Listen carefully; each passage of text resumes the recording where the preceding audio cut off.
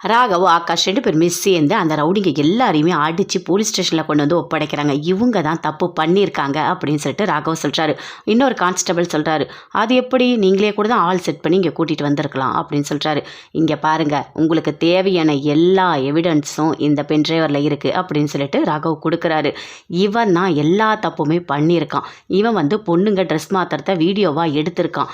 அது மட்டும் இல்லை, அபியோட பொட்டிக்கு வந்திருக்கான். வந்துட்டு 3 ட்ரெஸ் எடுத்திருக்கான். எடுத்துட்டு அங்கே எல்லாமே கேமராலாம் செட் பண்ணி எல்லா வேலையும் பார்த்தது இவன் தான். அது மட்டும் இல்லை, பணம் வேணும்னு சொல்லிட்டு அந்த வீடியோவை அனுப்பி அவங்க பேரண்ட்ஸ் எல்லாரையுமே மிரட்டியிருக்கான். அந்த பேரண்ட்ஸோட டீட்டெயில்ஸ் கூட இதில் இருக்குது. ஆனால் ஒன்று, அவங்கள பற்றி எந்த இன்ஃபர்மேஷனும் வெளியே வரக்கூடாது அப்படின்னு ராகவ் சொல்கிறாரு. அதை அப்படியே கொடுக்குறாரு. பார்க்குறாரு போலீஸ். அது மட்டும் இல்லை, உங்களோட அந்த போலீஸ் ஸ்டேஷனில் இருந்தே ஒரு ஆள் எல்லா வேலையும் பார்த்துருக்காரு அப்படின்னு சொல்லிட்டு ஆகாஷ் சொல்கிறாரு. அதை கேட்டோன்னே அந்த போலீஸ்க்கு அப்படியே கோவமாக வருது. அது யார் அப்படின்னு சொல்லிட்டு, கான்ஸ்டபிள் இங்கே வாங்க அப்படின்னு சொல்லிட்டு அப்படியே கூப்பிடுறாங்க. அவர் ஒரு மாதிரி வராரு. ஐயோ, நல்லா மாட்டிக்கிட்டோமே அப்படின்னு சொல்லிட்டு அப்படியே கிட்ட வராரு. இவரோட மொபைல்லேருந்து இந்த ரவுடிக்கு 3 வாட்டி ஃபோன் போயிருக்கு. இந்தாங்க பாருங்க ஆதாரம் அப்படின்னு ஆகாஷ் கொடுக்குறாரு. அதை போலீஸ் பார்த்தோன்னே அப்படியே கோவமாக வருது. எதுக்காக இந்த மாதிரி வேலைலாம் பார்த்துட்ருக்க? நீ போலீஸ் ஸ்டேஷனில் இருக்கன்னு சொல்லிட்டு உன்னை அடிக்காமல் இருக்க. இந்த மாதிரி தப்புலாம் எப்படி உன்னால் பண்ண முடியுது? எனக்கும் 2 பொண்ணு இருக்காங்க, உனக்கும் பொண்ணுங்க இருக்காங்க. எப்படி உனக்கு இப்படி ஒரு மனசு வந்தது? பணம் வேணுன்றதுக்காக இப்படி பண்ணுவியா? அதுவும் உன்னோட அக்கௌண்ட்டில் பணம் ட்ரான்ஸ்ஃபர் ஆகிருக்கு அப்படின்னு சொல்லிட்டு போலீஸ் சொல்கிறாரு. அந்த கான்ஸ்டபிளுக்கு ஒன்றுமே பண்ண முடியல. அப்படியே ஒரு மாதிரி தலை குனிஞ்சு நின்றுட்டுருக்காரு. ஒழுங்காக சொல்கிறேன், நீயே இந்த வேலையை ரிசைன் பண்ணிட்டு வெளியே போயிடு, இல்லை உன்னை என்ன பண்ணுவனே தெரியாது அப்படின்னு சொல்லிட்டு அந்த இன்ஸ்பெக்டர் சொல்கிறாரு. எதுவுமே பேசவே முடியல. அந்த கான்ஸ்டபிள் அப்படி தலை குனிஞ்சு நின்றுட்டுருக்காரு. இங்கே பாருங்கள், அபியை ரிலீஸ் பண்ணுங்க அப்படின்னு சொல்கிறாரு போலீஸ். அபி வந்து வெளியே வராங்க. வந்த உடனே எல்லா தப்பும் பண்ணது இந்த ரவுடி தானே ராகவ் சொல்கிறாரு. அதை கேட்டோடனே அபிக்கு அப்படியே கோவமாக வருது. சரி, நீங்கள் கிளம்புங்க, இந்த ரவுடி இதுக்கும் மேலே ஏதாவது இன்ஃபர்மேஷன் கொடுத்தா நான் வந்து உங்களுக்கு சொல்கிறேன் அப்படின்னு போலீஸ் சொல்கிறாங்க. இல்லை, ஒரே ஒரு நிமிஷம் இருங்க, நான் பார்க்கணும், இவங்கிட்ட நான் பேசணும் அப்படின்னு அப்படியே கோவமாக பார்க்குறாங்க. ஏண்டா, எதுக்காகடா இப்படி பண்ணச்சி? நீ எல்லாம் ஒரு ஜென்மமா? உனக்கெல்லாம் கூட பிறந்தவங்க இல்லை, கொஞ்சம் கூட அசிங்கமாக இல்லை? இப்படி பணம் சம்பாதிக்கிறதுக்கு நீ தூக்கு மாட்டிட்டு சாவலாம். உன் ஜென்மத்தை வச்சுக்கிட்டு எதுக்குடா இருக்க அப்படின்னு சொல்லிட்டு அபி போட்டு பலார்னு அடிக்கிறாங்க. நல்லா மாற்றி அடிக்கிறாங்க. அவன் ஷர்ட்டை பிடிச்சி கேட்குறாங்க, ஆமாம், நீ வீடியோ எடுத்ததும் இல்லாமல் பணம் கேட்டால் கூட பரவாயில்ல, நீ எதுக்காக ராகவ் கூட நான் சேர்ந்து வாழக்கூடாதுன்னு கேட்டேன்? எதுக்காக இப்படி பண்ண அப்படின்னு அப்படியே கோவமாக கேட்குறாங்க. அந்த ரவுடி எதுவுமே சொல்லவே இல்லை. இங்கே பாரு, உண்மையே சொல்லு, இல்லை உன்னை போட்டு என்ன பண்ணுவேன்னு எனக்கு தெரியாது அப்படின்னு சொல்லி அடிச்சுட்டே இருக்காங்க. இல்லை நான் சொல்லிட்டேன், நான் உண்மையை சொல்லிடுறேன். எனக்கு ஒருத்தவங்க வந்து பர்தா போட்டுட்டு வந்துட்டு பணம் கொடுத்தாங்க. அதுக்கப்புறம் அவங்க வரவே இல்லை. ஃபோனில் தான் அடிக்கடிக்க சொல்லிகிட்டே இருந்தாங்க, இந்த மாதிரிலாம் பண்ணு அப்படின்னு சொல்லிட்டு. அது மட்டும் இல்லை, ஆம்பளை வயசில் பேசினாங்க, பொம்பளை வயசில் பேசினாங்க, ஒரு பாட்டி வாய்ஸில் பேசினாங்க. அப்படியே வாய்ஸை மாற்றி அவங்க பேசிக்கிட்டே இருந்தாங்க. அவங்க யார் பேசினாங்கன்னு கூட எனக்கு தெரியாது. எனக்கு பணம் கொடுத்தாங்க, நான் பண்ணேன், அவ்வளோதான் அப்படின்னு சொல்லிட்டு அவன் சொல்கிறான், அந்த ரஞ்சித். அதை கேட்டோடனே போலீஸ் எல்லாருமே அப்படியே பார்க்குறாங்க.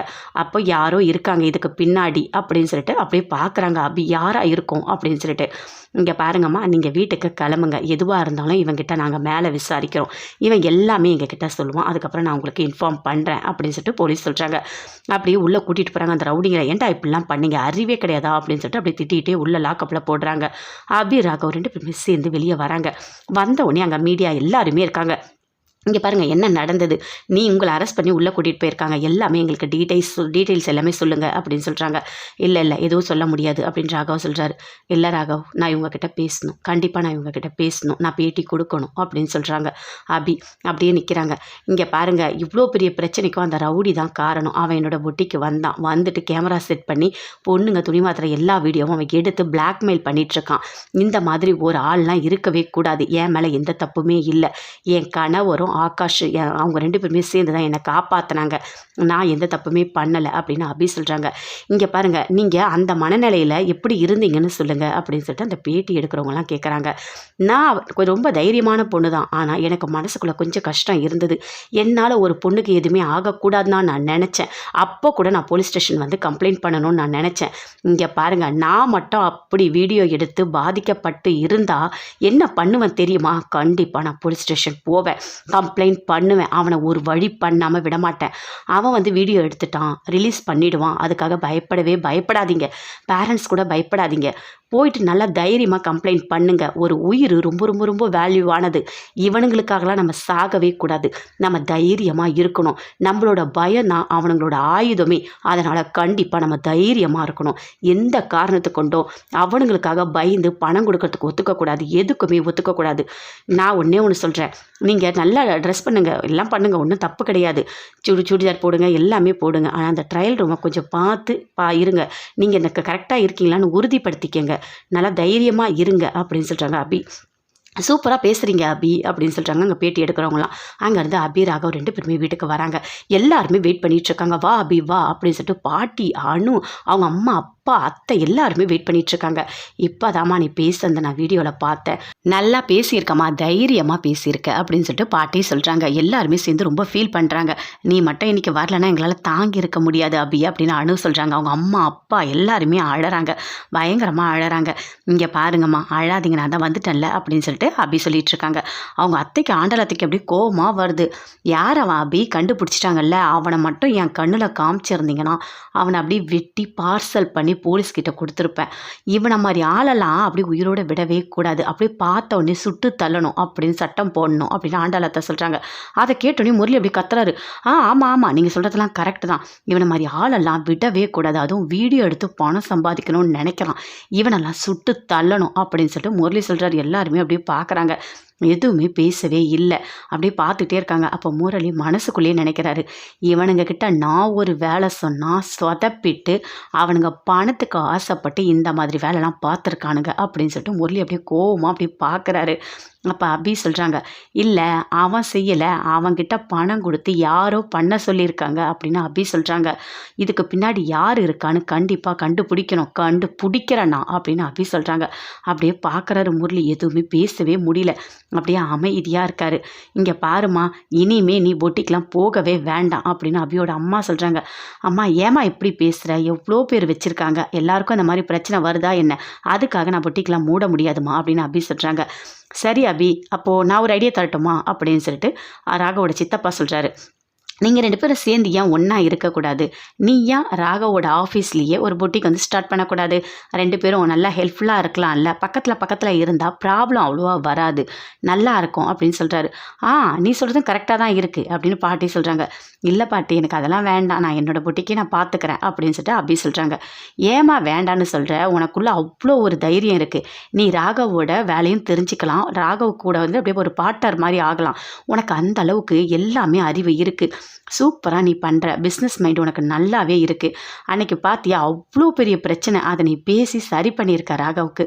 அதனால் நீ பிஸ்னஸ் பார்ட்னராக ஆகிறது தான் கரெக்டு. நீ வந்து அவனோட சேர்ந்து ஒர்க் பண்ணு, 2 பேரும் சேர்ந்து ஒன்றா இருங்க அப்படின்னு பாட்டி சொல்கிறாங்க. என்ன ராகவ் அமைதியாக இருக்க, உனக்கு ஓகேவா? 2 பேரும் சேர்ந்து ஒன்றா இருக்கீங்களா அப்படின்னு சொல்லிட்டு பாட்டி கேட்குறாங்க. எனக்கு ஒன்றும் இல்லை பாட்டி, அபி என் கூட வரத்துல எனக்கு ஒன்றும் பிரச்சனை இல்லை அப்படின்னு ராகவ் சொல்கிறாரு. எல்லாருமே ரொம்ப சந்தோஷப்படுறாங்க. அனு, ஆகாஷ் எல்லாருமே சேர்ந்து சொல்கிறாங்க, இங்கே பாருங்க அபி, உங்களுக்கு ஒரு நல்ல வாய்ப்பு வந்திருக்கு, நீங்கள் அதை ஏற்றுக்கங்க, கண்டிப்பாக ராகவோட சேர்ந்து நீங்கள் ஒர்க் பண்ணுங்க அப்படின்னு சொல்கிறாரு. அபியும் அமைதியாக இருக்காங்க, எதுவுமே பேசவே இல்லை.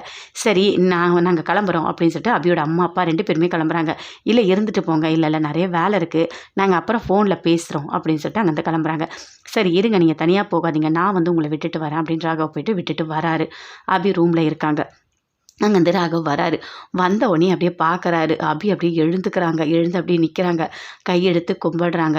ரொம்ப தேங்க்ஸுங்க, என்னை வந்து ரொம்ப கஷ்டப்பட்டு நீங்கள் காப்பாற்றிருக்கீங்க, நான் இவ்வளோ பெரிய பிரச்சனை மாட்டியிருக்கேன்னு எனக்கே தெரியல அப்படின்னு அபி சொல்கிறாங்க. இங்கே பாரு அபி அப்படின்னு சொல்லிட்டு அப்படியே கண்ணெல்லாம் தொடச்சி விடுறாரு. கண்ணை தொடச்சி விட்டு அப்படியே கையை பிடிக்கிறாரு. 2 பேருமே சேர்ந்து அப்படியே ரொமான்ஸ் பண்ணுறாங்க. அபி ராகவையே பார்க்குறாரு, ராகவ் அபியே பார்க்குறாங்க. 2 பேரும் ஒருத்தர் அப்படியே பார்த்துக்கிட்டே இருக்காங்க. அப்படியே முரளிக்கு கோவமாக வருது. அங்கேருந்து அப்படியே வராரு கார்டனுக்கு. பின்னாடியே சுந்தரியும் வராங்க. என்ன முரளி, இது இவ்வளோ பெரிய விஷயம் நடந்திருக்கு, நல்ல வேலை உன் பேர் அந்த ரவுடிங்க சொல்லாமல் விட்டானுங்க அப்படின்னு சுந்தரி சொல்கிறாங்க. ஒரு வேளை சொல்லியிருந்தா என்ன ஆகிருக்கும் அப்படின்னு சொல்லிட்டு. அதெல்லாம் சொல்ல மாட்டானுங்க அத்தை. அவனுங்க ஒன்றும் நல்லவனுங்கலாம் கிடையாது. அவனுங்க இதுக்கு முன்னாடியே நிறைய பொண்ணு வந்து இந்த மாதிரிலாம் வேலைலாம் பார்த்துருக்கானுங்க. இந்த வீடியோலாம் எடுத்து பணம் சம்பாதிக்கிறது அவனுங்களோட வேலை அது அப்படின்னு சொல்கிறாரு. அதனால தான் இவனுங்களை இதில் கோத்து விட்டேன். என்னெல்லாம் ஒன்றும் பண்ண முடியாது அப்படின்னு முரளி சொல்கிறாங்க. ஓ அப்படியா?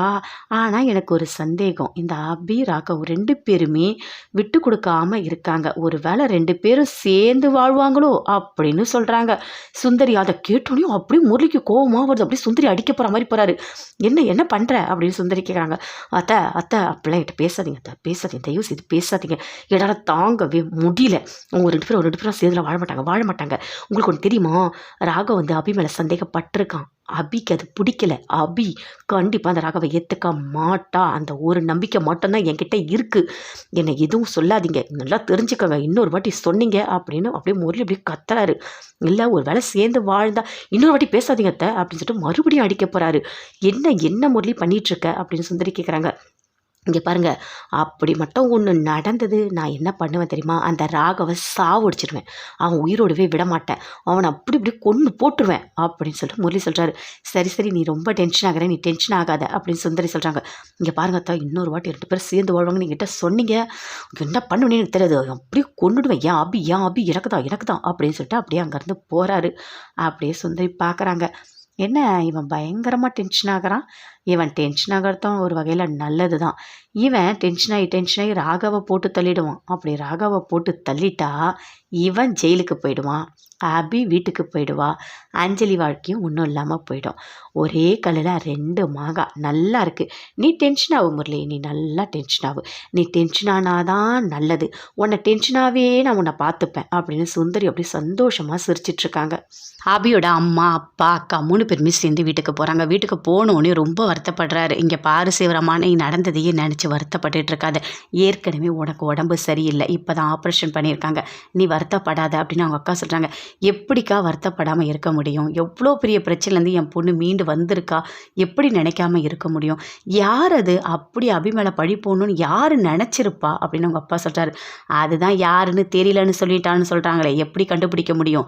ஆனால் கண்டிப்பாக கண்டுபிடிக்கணும் அப்படின்னு சொல்லிட்டு அவங்க அக்காவும் சொல்கிறாங்க. அதுவும் என் பொண்ணை பார்க்கும்போது எனக்கு எப்படி இருந்து தெரியுமா, ஜெயிலுக்குள்ளே அப்படியே என் உயிர் என்கிட்டயே இல்லை அப்படின்னு அவங்க அப்பா சொல்கிறாரு. புரியுது இல்லை, சரி விடு, இப்போதைக்கு அபி வெளியே வந்துட்டா, அது மட்டும் இல்லை, ஒரு பிரச்சனையும் இருக்காது அப்படின்னு அவங்க அக்கா சொல்கிறாங்க. இல்லை இனிமேல் என் பொண்ணு எப்படி வேலை செய்ய போகிறா அப்படின்னு சொல்லிட்டு அவங்க அப்பா சொல்கிறாரு. நீ எதுக்காக கவலைப்படுற? அதான் பாட்டிமா சொல்லியிருக்காங்கல்ல, அபி ராகவ் 2 பேருமே சேர்ந்து ஒரே ஆஃபீஸில் ஒர்க் பண்ணணும்னு சொல்லிட்டு. அபி இனிமேல் ராகவ் பார்த்துப்பாரு, அவர் நல்லா தான் பார்த்துப்பாரு அப்படின்னு அவங்க அக்கா சொல்கிறாங்க. ஆமாங்க, மாப்பிள்ளை நல்லவர் தான், நல்லா தான் பார்த்துப்பாரு. இந்நேரம் மாப்பிள்ளை மட்டும் இல்லைனா அபியால் வெளியே வந்திருக்கவே முடியாது. எவ்வளோ பெரிய விஷயம் பண்ணியிருக்காரு மாப்பிள்ளை, எனக்கு என்ன சொல்கிறதுனே தெரியல அப்படின்னு அபியோட அம்மாவும் ரொம்ப ஃபீல் பண்ணி சொல்கிறாங்க. சரி எல்லாரும் சேர்ந்து ஒரு வாட்டி குலதெய்வ கோயிலுக்கு போயிட்டு வந்துடலாம் அப்படின்னு அவங்க அக்கா சொல்கிறாங்க. ஆமாம் அக்கா, நீங்கள் சொல்கிறதோட நல்லது தான். அபி ரொம்ப பெரிய விஷயத்துலேருந்து வெளியே வந்திருக்கா. கண்டிப்பாக நான் பாட்டிமாக்கு ஃபோன் பண்ணி சொல்கிறேன். எல்லாருமே சேர்ந்து ஒரு வாட்டி குலதெய்வ கோயிலுக்கு போயிட்டு வரலாம், அப்போ தான் நல்லா இருக்கும் அப்படின்னு சொல்கிறாரு. ஃபஸ்ட்டு அதை செய்யணும் அப்படின்னு சொல்லிட்டு அவங்க அத்தையும் சொல்கிறாங்க. சொல்லிவிட்டு அப்படியே ஃபீல் பண்ணுறாங்க. யாராக இருக்கும்? இவ்வளோ பெரிய தப்பை யார் பண்ணியிருப்பா? அதுவும் அபியை மாட்டி விடணும்னு யார் நினச்சிருப்பா? அந்த முரளியாக இருப்பானோ? ஒரு வேளை அந்த திருட்டு பையன் வேலையாக தான் இருக்கும். அவன் தான் எல்லாமே தப்பாக யோசிக்கிறான். அபி கூட சொன்னான் அவனுக்கு சுயநினைவு இருக்குது அப்படின்னு சொல்லிட்டு. அப்போ அவன் தான் ஏதாவது ஆள் வச்சு பணம் கொடுத்து பண்ணியிருக்கணும். அவனை தவிர வேறு யார் அபிக்கு எதிரி இருக்கா? யாருமே இல்லை. அவனை விடக்கூடாது. அவனுக்கு ஏதாவது ஒன்று பண்ணிக்கினே இருக்கணும். மாட்டட்டும், அவன் என் கையில் மாட்டட்டும், அவனை என்ன பண்ணுறான்னு பாரு, அப்படியே நெசுக்கி எடுத்துட்றேன், அவன் தான் காரணமாக இருப்பான் அப்படின்னு அவங்க அத்தை அப்படியே யோசிச்சுட்ருக்காங்க. அது மட்டும் இல்லை, அபி ராகவ் 2 பேரும் சேர்த்து வாழ வைக்கணும். எப்படியாவது ராகவை பார்த்து தனியாக பேசணும் அப்படின்னு சொல்லிட்டு அவங்க மனசுக்குள்ளேயே நினச்சிட்ருக்காங்க. அப்படி ரொம்ப ஒரு மாதிரி அமைதியாக இருக்காங்க. எதுவுமே பேசவே இல்லை. ஆகாஷ் வராரு ரூமுக்கு. என்ன அக்கா அவங்க தான் வெளியே வந்துட்டாங்கல்ல, அப்புறம் எதுக்காக நீ ஃபீல் பண்ணிகிட்ருக்க அப்படின்னு ஆகாஷ் சொல்கிறாரு. இல்லை எனக்கு அதுக்காக நான் ஃபீல் பண்ணலை. நீங்கள் 2 பேரும் இல்லைன்னா இந்நேரம் அபி வெளியே வந்திருக்க மாட்டா, அதை நினச்சி தான் நான் ரொம்ப வருத்தப்படுறேன் அப்படின்னு சொல்கிறாங்க. நீங்கள் அதெல்லாம் வருத்தப்படாதீங்க. எப்போவுமே அபி நல்லா தான் இருப்பாங்க. அவங்க நல்ல மனசுக்கு எல்லாமே நல்லதாக தான் நடக்கும். அது மட்டும் இல்லை, உங்ககிட்ட ஒன்று சொல்லணும் அப்படின்னு ஆகாஷ் சொல்கிறாரு. என்ன அப்படின்னு கேட்குறாங்க. இல்லை அப்போது ராகவ் எப்படி துடிச்சான் தெரியுமா? அப்படியே அபி ஜெயிலுக்குள்ளே இருக்கிறத நினச்சா அவனோட ஃபேஸ் ரியாக்ஷன் எல்லாமே அவ்வளோ அவ்வளோ ஒரு டென்ஷனாக இருந்தது. எப்படியாவது அபியை காப்பாற்றிடணும், அபியை வெளியே கொண்டு வரணும் அப்படின்ற அந்த ஒரு எண்ணம் மட்டும்தான் ராகவ் மனசு முழுக்கவே இருந்தது தெரியுமா அப்படின்னு ஆகாஷ் சொல்கிறாரு. அதை கேட்டோன்னே அனு ரொம்ப சந்தோஷப்படுறாங்க. அப்போது 2 பேரும் சேர்ந்து நல்லா தான் வாழ்வாங்க. இவங்களை யாராலேயுமே பிரிக்க முடியாது. அவ்வளோ ஒரு அன்னோன்யம் இருக்குது 2 பேர்கிட்டேயுமே. இவங்களுக்கு ஒன்றுனா அவங்க துடிக்கிறாங்க, அவங்களுக்கு ஒன்றுனா ராகவ் துடிக்கிறாரு. எல்லாத்தையுமே நான் கண் எதிர்க்க பார்த்தேன் அப்படின்னு ஆகாஷ் சொல்கிறாரு. உண்மையாவா? 2 பேரும் சந்தோஷமாக இருந்தால் அதுவே எனக்கு போதுங்க அப்படின்னு அனு சொல்கிறாங்க. சரி சரி, அதையே யோசிச்சுட்டு இருந்தா எப்படி, என்னை பற்றி கொஞ்சம் யோசிக்கிறது அப்படின்னு சொல்கிறாரு. அதை கேட்டோன்னே அனு அப்படியே வெக்கப்படுறாங்க. 2 பேருமே சேர்ந்து ரொம்ப ரொமான்ஸாக பேசிகிட்டு இருக்காங்க. முரளி அப்படியே டென்ஷனாக இருக்காரு, பயங்கரமாக டென்ஷனாக இருக்காரு. அப்படியே யோசிச்சுட்டு இருக்காரு. ஆமாம், எதுக்காக சுந்தரி அத்தை இப்படி பேசுகிறாங்க? 2 பேரும் சேர்ந்து வாழ்வாங்களா? நான் வாழ விட்டுருவேனா? எதுக்காக இப்படி பேசினாங்க? எனக்கு எதுக்காக இவ்வளோ டென்ஷன் பண்ணாங்க? என்னால் டென்ஷனை தாங்கவே முடியலையே. அபி என்ன ஓவராக பண்ணிகிட்ருக்க? உனக்கு ராகவோட சேர்ந்து வாழணுமா? வாழணுமா? உனக்கு ஒன்றுனா அவன் துடிக்கிறான், அவனுக்கு ஒன்றா நீ துடிக்கிற. என்னதான் இங்கே நடக்குது? ஒன்றுமே புரியலையே. ஒரு வேளை சுந்தரி அத்தை சொல்கிறது உண்மையாக இருக்குமோ? 2 பேருக்குள்ளே ரொம்ப பாசமாக இருக்கோ அப்படின்னு சொல்லிட்டு முரளி அப்படியே கோவமாக வருது, அப்படியே குத்திக்கிறாரு. அப்படியே செவுத்துலேயே தானாகவே பேசிக்கிறாரு. பயங்கரமாக அப்படியே கோவப்படுறாரு. அபி, உனக்கு எந்த காரணத்துக்கு யாருக்காகவும் நான் விட்டு கொடுக்க மாட்டேன் அபி. நீ எனக்கு தான். நீ ராகவோட சேர்ந்துலாம் வாழக்கூடாது. அத்தை சொல்கிறதுலாம் நடக்க விட மாட்டேன் அப்படின்னு சொல்லிட்டு அப்படியே பயங்கரமாக அப்படியே கோவப்பட்டுட்ருக்காரு. என்ன பண்ணுறதுன்னு தெரியலையே. இந்த ரவுடிங்க எல்லாரும் அப்படியே சொதப்பிட்டானுங்க. எல்லாமே சொதப்பி அந்த அபியை வெளியே வர வச்சுட்டானுங்க. இதனால் 2 பேருக்குள்ளே பாசம் தான் அதிகமாகும். இப்போ ராகவ் வெளியே எடுத்தோடனே அபி என்ன நினைப்பாங்க? நமக்கு ராகவ் எல்லாம் இருக்காரு, அவர் பார்த்துப்பாரு, அப்படி தானே எண்ணம் வரும். இவங்க 2 பேருக்குள்ளே கோவமாக தானே இருக்கணும். இவங்க 2 பேருக்குள்ளே பாசமாக இருக்காங்களே, இருக்கவே கூடாதே, என்ன பண்ணுறது தெரியலையே அப்படின்னு சொல்லிட்டு அப்படியே பயங்கரமாக தலையை போட்டு அப்படியே பிச்சுக்கிறாரு. அவ்வளோ கோவம் வருது. அப்படியே பின்னாடி அஞ்சலி தொடுறாங்க. யார் அப்படின்னு இப்படி பார்க்குறாரு முரளி. என்னங்க, என்ன ஆச்சு உங்களுக்கு? நீங்கள் எதுக்கு இவ்வளோ டென்ஷனாக இருக்கீங்க? உங்கள் ஃபேஸே சரியில்லையே அப்படின்னு அஞ்சலி கேட்குறாங்க. அதெல்லாம் ஒன்றும் இல்லை அஞ்சலி, பயங்கரமாக கொஞ்சம் தலை வலிச்சுது அதான். என்னது, உங்களுக்கு தலை வலிக்குதா? நீங்கள் வாங்க, உள்ளே வாங்க, வந்துட்டு டேப்லெட் போட்டு படுங்க, வாங்க, உங்களுக்கு நான் வந்துட்டு நான் போய் காஃபி ஏதாவது போட்டு கொண்டு வந்து கொடுக்குறேன் அப்படின்னு அஞ்சலி சொல்கிறாங்க. இவ வேற நம்மளை டென்ஷனாகவும் விட மாட்டா, சந்தோஷமாக சிரிக்கவும் விட மாட்டா, நிம்மதியாகவும் இருக்க விட மாட்டா. வந்து என்னன்னு கேட்டு டார்ச்சர் பண்ணிகிட்ருக்கா. ஃபஸ்ட்டு இவளை போட்டு தள்ளணும் மட்டும்தான் நம்ம நிம்மதியாக இருக்க முடியும் அப்படின்னு அப்படி நான் வரேன் அஞ்சலி, நீங்கள் போங்க, நான் வரேன் அப்படின்னு பின்னாடியே போகிறாரு. பயங்கரமாக கோவத்தோடு போகிறாரு. என்னங்க இருங்க, உங்களுக்கு பயங்கரமாக தலைவலிக்குது, இருங்க நான் போய் காஃபி போட்டு கொண்டு வரேன் அப்படின்னு அஞ்சலி போய் காஃபி போட்டு வந்து கொடுக்குறாங்க. அப்படியே குடிக்கும்போது அவ்வளோ கடுப்பாக இருக்குது. இவ மூஞ்சி வேறு நம்ம பார்க்கணும் போல இருக்குது. அபிக்காக தான் நான் இங்கே இருக்கேன், கடைசியில் என்னை போட்டு எப்படி டென்ஷன் பண்ணிகிட்ருக்கா அப்படின்னு சொல்லிட்டு அப்படியே கோவமாக குடிக்கிறாரு. டேப்லெட் கொண்டு வந்து கொடுக்குறேன், நீங்கள் போட்டுக்கிட்டு படுங்க, உங்களுக்கு சரியாயிடும், ஒன்றும் ஆகாதுங்க, நீங்கள் எதையும் யோசிக்காதீங்க அப்படின்னு சொல்லிட்டு அஞ்சலி சொல்கிறாங்க. அப்படி டேப்லெட் படுத்துக்கிட்டு அப்பயும் கோவமாக வருது. நடந்து யோசித்து பார்க்குறாரு. ஐயோ, எதுவுமே ஆகக்கூடாது, என்னோட அபி எனக்கு தான் அப்படின்னு சொல்லிட்டு அப்படி மென்டல் மாதிரி தானாகவே பேசிகிட்டு இருக்காரு. இந்த பக்கம் அஞ்சலியும் தூங்குறாங்க. அடுத்த நாள் காலையில் வராங்க அபி. எல்லாருமே சேர்ந்து டிஃபன் சாப்பிட்றாங்க. அபி வந்துட்டு எல்லாமே பண்ணி வைக்கிறாங்க. எல்லாமே நல்லா இருக்குமா, சூப்பராக இருக்குது அப்படின்னு சொல்லிட்டு பாட்டி சொல்கிறாங்க. ராகவ், நீ ஆஃபீஸ் போகும்போது கண்டிப்பாக அபியை கூட்டிகிட்டு போகணும் அப்படின்னு சொல்லிட்டு பாட்டி சொல்கிறாங்க. சரி பாட்டி, அபி நீயும் என் கூட வா அப்படின்னு சொல்கிறாரு. அதை கேட்டோடனே முருகி இன்னும் கடுப்பாகுது. எனக்கு டிஃபன் வேணாம் அப்படின்னு சொல்லிட்டு அப்படி எழுந்து போகிறாரு. என்னங்க டிஃபன் வேணான்னு சொல்கிறீங்க அப்படின்னு அஞ்சலி கேட்குறாங்க. இல்லை, எனக்கு ஒரு வயிறு ஒரு மாதிரி இருக்குது, நான் அப்புறம் சாப்பிட்றேன் அப்படின்னு சொல்லிட்டு அப்படி கோவமாக எழுந்து போகிறாரு. இவனுக்கு இப்படி தானே கோவம் வரும், நான் ராகவோட போனாலே உனக்கு பிடிக்காது, அதனால தான் டிஃபன் சாப்பிடாம எழுந்து போகிறான் அப்படின்னு சொல்லிட்டு அப்படியே பார்க்குறாங்க. அணுவும் அப்படியே பார்க்குறாங்க. 2 பேருமே அப்படியே பார்க்குறாங்க. எதுவுமே பேசவே இல்லை. என்ன மாப்பிள்ளை சரியாக சாப்பிடாமலே போகிறாரு அப்படின்னு சொல்லிட்டு பாட்டி கேட்குறாங்க. தெரியல, ஒன்றும் இல்லை, ஏதோ வயிறு சரியில்லைன்னு சொல்கிறாரு அப்படின்னு சொல்லிட்டு அஞ்சலி சொல்லிட்டு இருக்காங்க. சரி ராகவ், நீ போகும்போது அபியை கூட்டிகிட்டு போக சொன்னேன், ஞாபகம் இருக்கா அப்படின்னு சொல்லிட்டு பாட்டி சொல்கிறாங்க. ஞாபகம் இருக்குது. 2 பேருமே சேர்ந்து ஒன்றாவே போகிறாங்க. அப்படியே பார்க்குறாங்க சுந்தரி.